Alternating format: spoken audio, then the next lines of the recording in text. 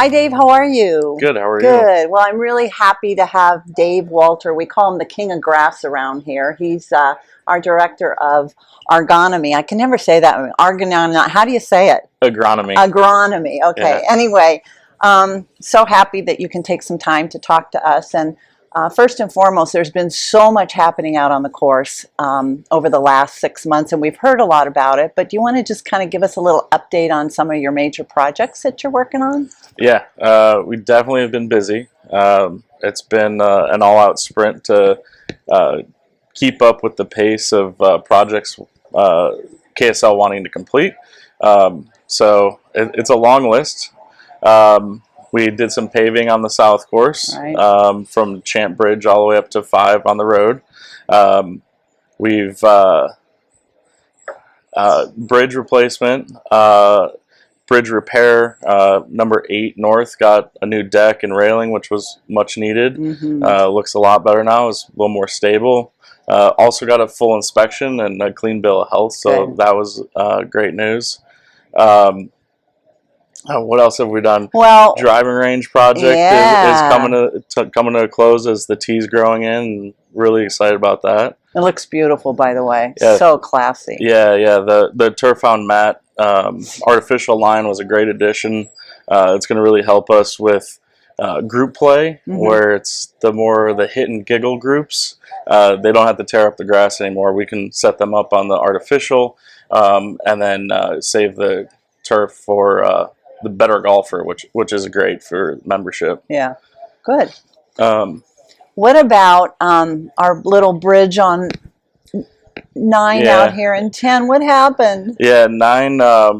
It was wild. So obviously we replaced all the hardware on the deck, and to make it quieter, which was a success. And then a couple weeks later, I noticed that there was a slight bend in the bridge. And a little more investigation, the amount of water that was going through Milliken Creek over the winter actually eroded underneath the concrete pile. So it's slowly sinking and leaning.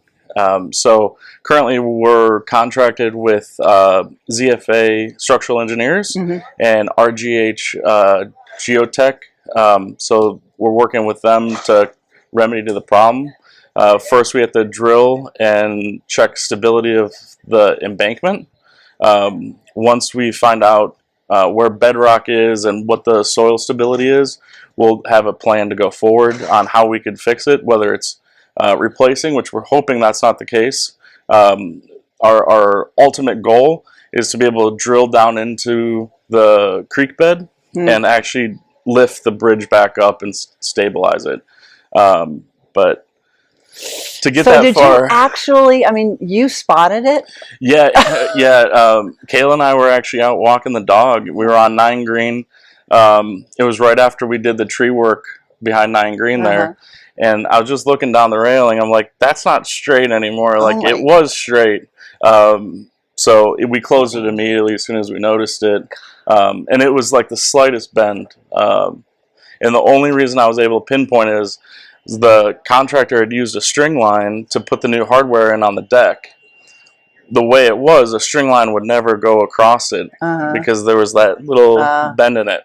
Now you can't miss it now. It's moved enough where you could really see it. So good eye on that one. Yeah, it's one of those just dumb luck to look up and notice it. So it could have been catastrophic. Really glad it wasn't. Yeah. I'm actually really excited with RGH. They're actually going to bring in a ground penetrating radar system and scan the entire concrete to see how stable it is and if it can handle the load of being lifted back up. So in theory, when we're done with it, we're going to have a lot of confidence in whatever we do. We're trying to go about it the right way. So I'm looking to see RGH folks out here in the next couple weeks. That project just got approved. So hopefully we get on their schedule and get them out here. Great. And speaking of bridges, Your favorite. Yeah. What's going on with 17? Yeah, 17 North was an unfortunate accident. And that was your 1-year anniversary, I understand. It was my 1-year anniversary. It was quite the present. Obviously, we were trying to finish that project up and get the paving done on the T side. Sykes Asphalt, who has been doing our asphalt work, was instructed to not cross the bridge with the trucks, knowing it was a 10,000-pound weight limit on the bridge. They basically had done the entire paving without crossing, and I don't know if they got in a hurry or what the thought process was. Unfortunately, I stepped away from there for like 30 minutes to come back to see the truck through the bridge. So super unfortunate. I guess it's what insurance is for. Yeah. Last week we had the manufacturer of the bridge and their engineers out to take a look. We disassembled a bunch of it, got a really good inspection on it, and waiting for a report from them on the way forward. Currently, the bridge is passable. They're totally fine with carts crossing. We did put in that guardrail, so nothing big goes across it. It also is helping slow down carts so people aren't flying over and all that, just to be on the safe side. We don't believe that there's any issues. It's the replacement of it, or whatever we do to go forward to make it right, is for the longevity of the bridge, not for the immediate. That bridge is estimated to last 50 years or more, and to have the warranty and everything on it, we have to make sure everything is right. So good. It's unfortunate, but no kidding. It is what it is. Accidents happen.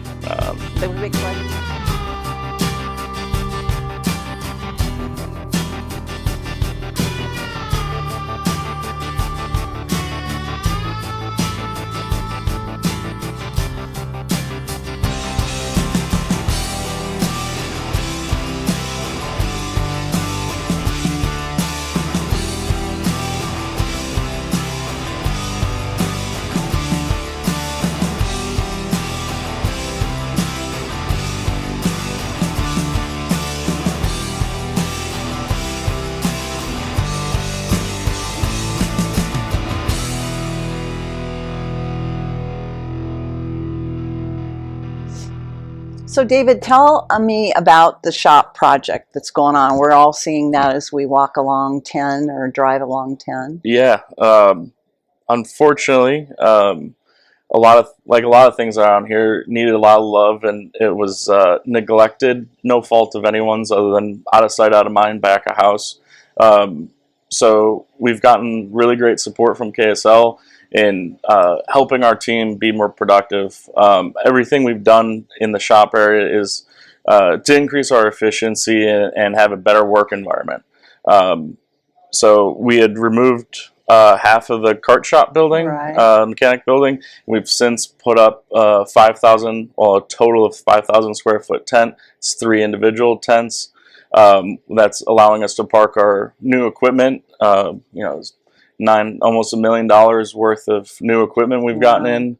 We're able to park it in out of the elements now, which is great. We're getting up to speed with our chemical storage, up to laws and regulations, basically. Properly storing all our chemicals. The building came in for that. We're including a new wash pad to wash all the equipment, so you won't see equipment getting washed out on the course or anything like that. It's bringing everything into where it should be and out of the visible eye. So I'm super excited about it. We've added sand storage bins, so all the different types of sands we have, we could keep them organized, clean, and all that. Bunker sand is the most expensive thing I could buy. It's $210 a ton. So when it comes in, I want to make sure I protect it. Really? So it was a easy sell. That it's like, hey, I need something to do, protect this. So that was super easy. And is it done, or are you close to We're really close to being done. Last week, the electrician was pulling the cable for our new power. with housekeeping and engineering and us all in that compound, power is at a shortage. So we're utilizing the old pump station on 1T to the south, which still had an active meter but no power needed. So we're pulling the power down, and that'll allow us to run everything, add more electric equipment, electric carts, stuff like that down the road. Good. It's a little expansion. Great. Yeah. That's cool. Last but certainly not least, talk about the signage. I just see out there that there's a new sign. Yeah, obviously the resort's going through new branding, and fortunately we're the first part of that. The North Course, as of today, is completely rebranded, minus directional signs. Those are still in the foundry on their way. So T signs, T markers, flags, everything's new as of today and super exciting. And ball washers on every, right? There's a trash can and a ball washer on every hole. It's all one console, so the trash can's mounted to one side of the post, ball washer the other with your T sign, so it kind of condenses everything a little neater, a little cleaner. We also went in and installed a sleeve, so for the tournament we're able to just go remove the whole thing, put a cap on the sleeve. So our transition from tournament back to normal play and vice versa is going to be much quicker, much easier. That's great. So we'll basically be able to go right up to the last gasp with our T signs out and ball washers, pull it advanced week, and then put it out immediately right after the tournament in just a few hours. That's great. So, and what about water? Are we doing water on every hole or every other hole, or what's the plan for that? Currently, we don't have any water plans. Okay. We're looking to add some water fountains and bottle filling stations. It's in the works. We're trying to figure out logistically how we go through all that.